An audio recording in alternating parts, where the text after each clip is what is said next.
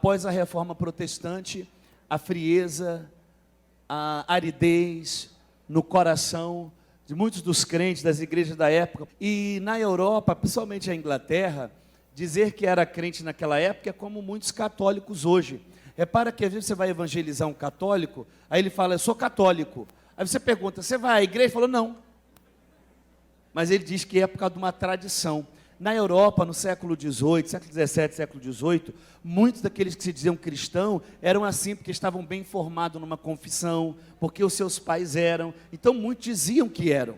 E muitos dos credos das igrejas, das liturgias, eram áridas, eram frias, não transformavam vidas. Muitas são as causas que levaram ao esfriamento da igreja. Muitas são as causas. Nós temos causas políticas, filosofias políticas, com René Descartes, Immanuel Kant, e eles criaram uma balbúrdia no coração das pessoas, querendo impor à mente das pessoas que a verdade tem que ser por experimento. Você não pode dizer que é porque você crê, mas tem que ser experimentado, tem que ser visto. E isso gerou muitos problemas na Europa, inclusive de teologias liberais que surgiram. Daqui a pouco começaram a questionar a ressurreição de Jesus, os milagres de Jesus. Isso tudo começou a ser questionado por causa desse mover político. Mas no outro canto nós temos também guerras teológicas, confissões, eu sou de tal, eu sou de tal. Então isso tudo pintou um caldeirão que levou a pessoa ao esfriamento. E aí Deus, na sua graça, porque Deus, diga para a pessoa que está ao seu lado, é dono da história. Quem manda é Deus. Vocês lembram como Deus é gracioso e na estrada de Damasco parou um perseguidor e tornou ele um perseguido? Porque Deus tem o controle. Deus é quem manda. Quem manda não é o governo, quem manda não é a cadeira de um presidente, quem manda é o teu Deus, é o nosso Deus, é o Espírito Santo, Ele que governa tudo e controla. Glória a Deus. E é maravilhoso porque nós vimos aqui como Deus levantará grupos insatisfeitos com a frieza e querendo buscar mais de Deus. E aí surge, como vocês ouviram aqui, o grupo pietista. O grupo pietista vem de piedade, eram grupos de pessoas simples, mas que eles estavam dispostos a buscar o Senhor em oração, a buscar o Senhor de uma vida santa, uma vida de entregue, sabe, de entrega a Deus. E é tão interessante que os pietistas, eles não influenciaram só a sua época, as ideias pietistas chegaram a influenciar séculos depois, porque trazia para as pessoas, para o coração das pessoas, que o crente deve ter experiências individuais. O cristão deve ter experiência, sabe, cotidiana, é você e Jesus, você e Deus. Você não pode chegar, dizer que tem experiência, que você chegou no culto, saiu, foi embora e acabou. Não, essa experiência do culto tem que entrar no teu dia a dia, tem que entrar na tua casa, no teu quarto, onde você trabalha, vive. Eles vão enfatizar muito isso, os pietistas, a conversão pessoal, a santificação. O crente deve ser santo. Os pietistas trouxeram esse legado muito importante das Escrituras, que o crente deve ser santo, deve ter a necessidade de renunciar ao mundo. Isso deste grupo, dessa intenção de buscar em oração, de buscar a vida santa, de buscar a vida cotidiana, isso ia em contramão à época, à religiosidade cristã da época. E o que vai acontecer com tudo isso? Eles vão influenciar um grupo importante que nós vimos aqui, os morávios, os moravianos. E é maravilhoso porque os moravianos, eles estão fugindo, eles vão fugir de uma perseguição religiosa, eles estão procurando um lugar, e Deus é tão misericordioso porque eles vão encontrar na Saxônia, Alemanha, nas terras de um conde, o conde de Zinzendorf, ele vai aceitar abrigá-los lá, e esses morávios, eles são crentes de diversas confissões, e onde tem crente de várias igrejas, sabe o que tem também? Problemas. Não, a minha é melhor, a minha é melhor, a minha é melhor, isso é melhor. E aí o conde vai ajudar todo mundo a pensar em uma coisa só, pensar no Senhor, que os unia, pensar em Cristo, e parar de eu sou disso, eu sou daquilo, que isso não une ninguém, pelo contrário, isso só separa. E aí no dia 13 de agosto, em 1727, acontecerá algo sobrenatural. Sabe o que vai acontecer? Vão experimentar o início de um avivamento. É um culto de ceia, é um domingo, e sabe o que vai acontecer sobre eles? Um derramar do Espírito Santo, de amor ágape, tão grande que todas as indiferenças acabaram ali entre eles. Um amor tão grande sobre os morávios, irmãos, Porque vocês imaginam, foi tão grande que eles começaram a, além de se perdoarem, além de viver em paz uns com os outros, eles também começaram a ir além, começaram a pregar, começaram a buscar, pregar o evangelho para todas as pessoas. A graça de Deus sobre os morávios, nós vimos que vai influenciar um homem importante, John Wesley. John Wesley. Primeiro, esse homem era um pastor anglicano, ele que fazia já algumas ações na época, e ele agora quer ir pregar aos nativos americanos, e ele entra numa embarcação. Nessa embarcação vimos ali que tinha o mar está revolto. Agora você imagina, o mar está revolto, mas num canto do mar está um grupo de mulheres, crianças, os missionários, homens moravianos, sabe fazendo o quê? Cantando, orando e lendo a Bíblia tranquilo, no passo que John Wesley estava se tremendo de medo. Estava se tremendo de medo. E um dos missionários moravianos, quando chegaram para John Wesley, olhou para ele e falou assim: por que você está com tanto medo? John Wesley olhou para ele e falou: mas vocês não estão? Ele falou: não. E John Wesley perguntou: mas por que vocês não estão com medo? Ele: porque Jesus morreu por mim. Porque Jesus morreu por mim. Aleluia. E é lindo porque quando a bonança vem e eles descem, o missionário moraviano olha para ele e fala para ele o seguinte: quem é Jesus para você, jovem pastor? E ele falou: não, é o Salvador do mundo. Mas você sabia que ele é o seu Salvador pessoal? Aquilo mexeu com a alma de John Wesley. E ele escreve no seu diário uma frase muito importante: eu fui pregar aos nativos, mas quem me converterá? Ele descobriu que ele não era salvo. Ele descobriu que ele já até tinha uma confissão de pastor, mas ele mesmo não era salvo. E assim tem muitos crentes dentro de igreja, que estão na igreja, vêm na igreja, mas não tem uma relação íntima com o Espírito Santo. Aí você imagina, ele saiu dali, aquilo mexeu com ele, aquilo queimou a vida dele, e após essa presença com os moravianos, ele volta para a Inglaterra. Quando ele volta na Inglaterra, ele procura um grupo dos mesmos missionários morávios, e fala assim, dos mesmos missionários morávios, porque é aquele grupo que onde eles iam, eles faziam a diferença. Onde você encontrava missionários moravianos ou crentes moravianos, eles eram de evangelização, eles eram de estar em reunião de oração, eles eram de estar buscando a Deus em oração. E numa dessas idas dele à Inglaterra, de John Wesley, ele procura um grupo moraviano, e esse grupo está lendo o prefácio, não era nem o livro em si, era o prefácio de Martinho Lutero sobre a carta aos Romanos. Quando ele começa a ouvir, irmão, no diário dele, lindo, vale a pena você ler, ele diz assim, ó: sentira que o meu coração começou a arder, um ardor estranho, e ali tive a convicção que nasci de novo. A partir dali, a vida deste homem mudará completamente. A vida de John Wesley ali não será mais a mesma.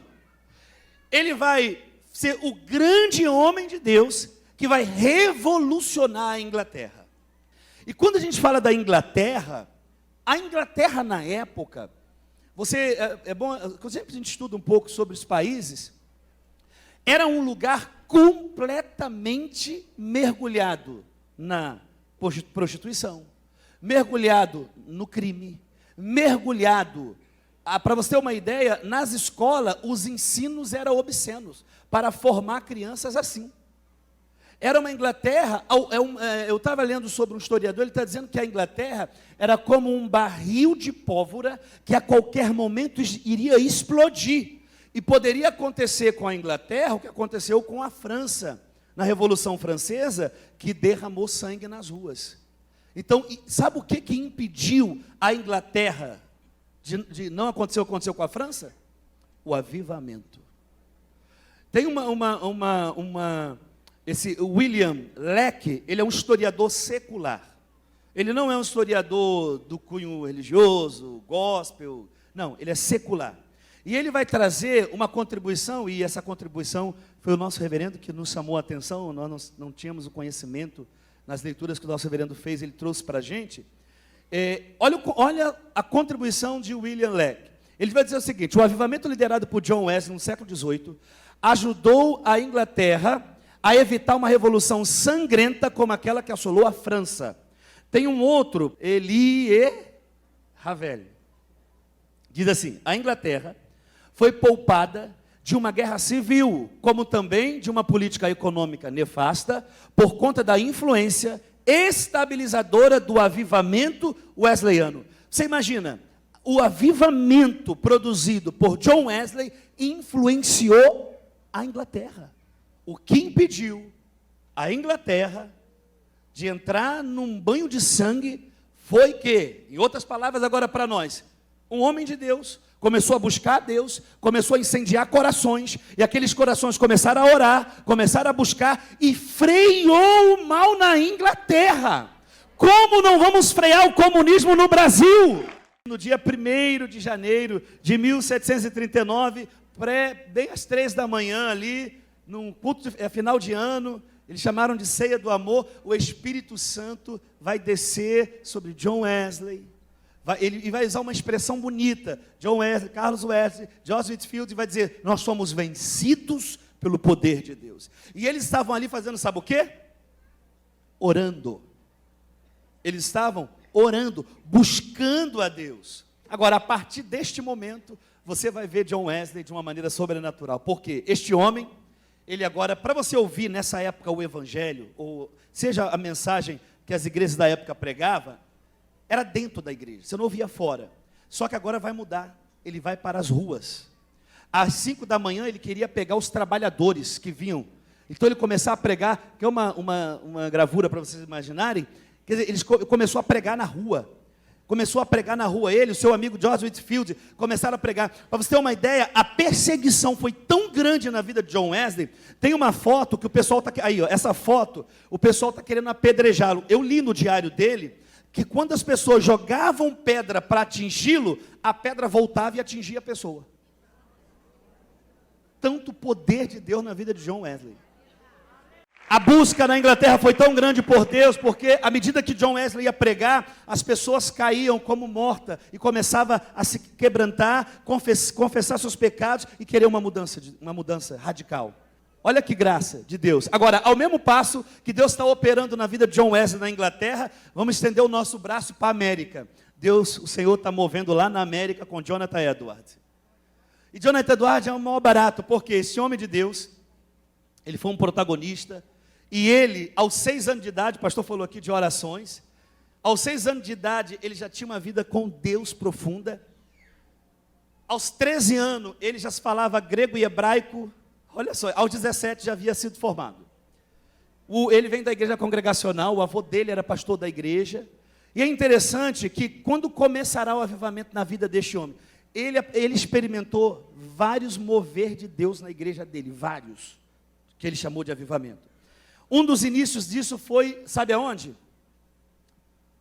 No sepultamento de um jovem. Ele mandou que todos os jovens da cidade, crianças, fossem para o sepultamento. E ali ele falou sobre a brevidade da vida. Ele disse: o que vocês estão fazendo com a vida? Olha aqui esse rapaz, o que ele produziu é o que vai valer a pena. Se ele produziu algo para Deus, isso vai acompanhá-lo, mas se ele não produziu, ficou aí. Gente, Deus derramou uma graça nesse sepultamento, que no dia seguinte, no gabinete de Jonathan Edwards, uma fila de crianças, jovens e adolescentes. É lindo quando você lê, a gente leu alguns livros, crianças fazendo confissões, por causa daquela palavra, e ali começa já um mover na vida de Jonathan Edwards. E meus irmãos, ele vai pregar o sermão famoso na igreja dele, pecadores, na mão de um Deus irado. Não acontecerá o que ele espera, mas aí um amigo de uma outra igreja chama ele para pregar e ele vai. Quando ele prega, você quem já leu esse sermão? Tem livros, né?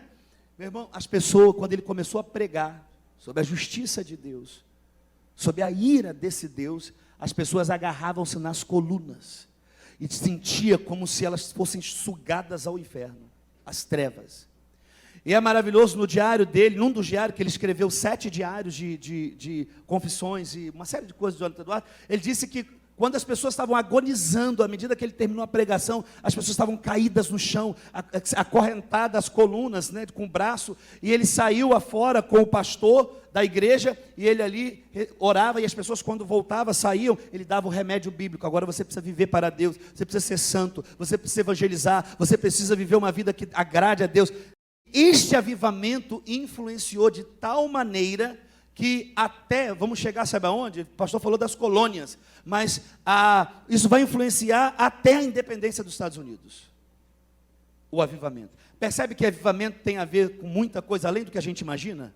E é interessante que nós estamos na América, e se a gente sair de Jonathan Edwards, nós vamos para Charles Finney. E Charles Finney é um negócio muito especial, porque era um homem que orava muito.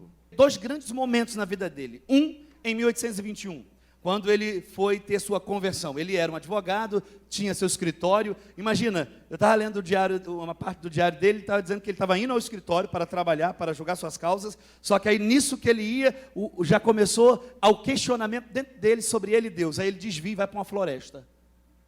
Aí quando ele vai para uma floresta, ele começa a falar com Deus, Deus começa a mostrar a ele: você vai para o inferno, você não é salvo, você precisa de uma vida comigo. E ele diz uma frase linda, ele fala assim, ó: meu coração desagou, quando Deus falou comigo.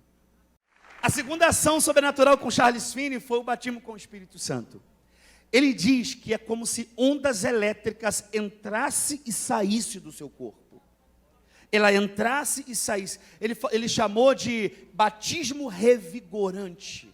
Meus irmãos, tem cada situação com Charles Finney que a gente fica louco. Ele ensinou muito o poder da oração, de o crente tem que ter vida de comunhão. E eu estava lendo um livro recentemente que ele dizia o seguinte, que se você visse pessoas andando na América, eles conversando sozinha, porque eles aprenderam com Charles Finney a orar todo o tempo. Ele entrava em fábricas. Uma das coisas que eu li nos livros que a gente pesquisou sobre historiografia das pessoas, sobre biografias também, é que esse homem era um homem santo. Eu li uma parte que ele entrou num galpão, era uma fábrica, e ali tinha várias mulheres, e elas, diz assim o texto, que elas eram libidinosas, olhavam para ele com um olhar desejoso. E ele então passou e começou a olhar, encarar cada uma delas, que ele queria pregar o dono da fábrica. E quando ele pregou ao dono da fábrica, ele voltou, aquelas mulheres estavam de joelhos, chorando e arrependidas, porque olharam a santidade no homem dele, naquele homem, naquele olho.